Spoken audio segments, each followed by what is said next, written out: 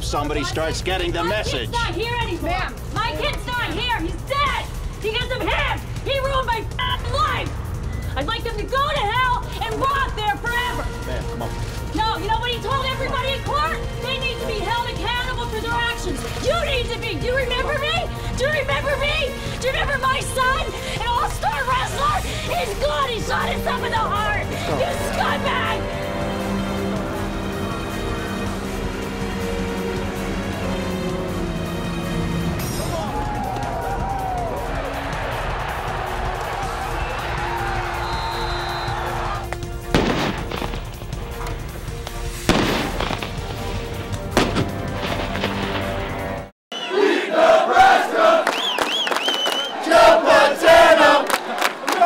Tens of thousands of Penn State students take to the streets of State College late Wednesday night, moments after they got word that Coach Joe Paterno was fired. These students blocked Beaver Avenue, all the way from Atherton to what's called the Meridian Turnaround. As the minutes went by, the crowd grew larger, and in many cases, much angrier. Police in riot gear tried to clear the streets, and when they did, a mass of people would move in one direction.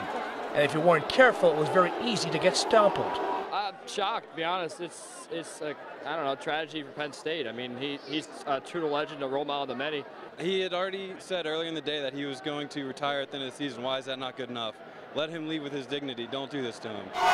For these students, the firing of Joe Paterno means Penn State will never, ever be the same again. Joe Pa, he's a symbol of Penn State, but I feel like there's people that should have been fired before Joe Pa was fired, and there's people who are still hired by Penn State that haven't been fired yet that deserve to be fired before Joe Pa was deserved to be fired.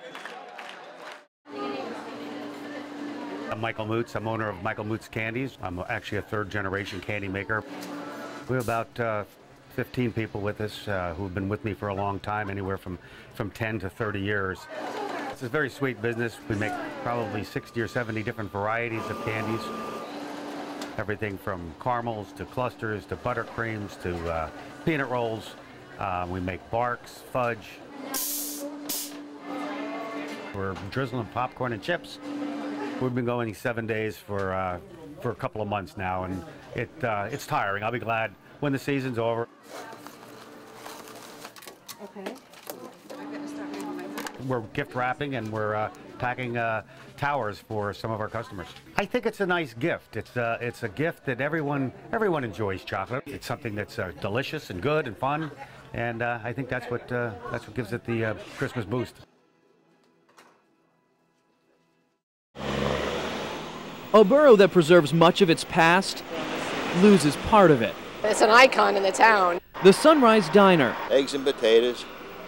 That was mine. Served folks for more than 50 years. Used to have a 99-cent special in there all the time. Friday, the Jim Thorpe Eatery sat on a truck, losing its spot in the center of town. There's a lot of memories. But not in the hearts of locals. When we were in high school, Sunday afternoon, you'd walk to the diner and visit with your friends. My grandmother, every time I came here, she would make me eggs and bacon and French toast. Last year, its heyday ended. Well, unfortunately, $1 cup of coffee once a day doesn't pay the bills. So the diner's owners want to make way for a deck on their neighboring restaurant. Try to actually give it away. But the future of the Sunrise is bright. Once workers shore up this diner, it is heading to Ohio to a company that restores these tin palaces. They will later sell it to another town. Someday we can find out where it is and visit it again. By mid-morning, the 60-foot classic pulls away. Folks take one last shot as the sun sets on their beloved Sunrise.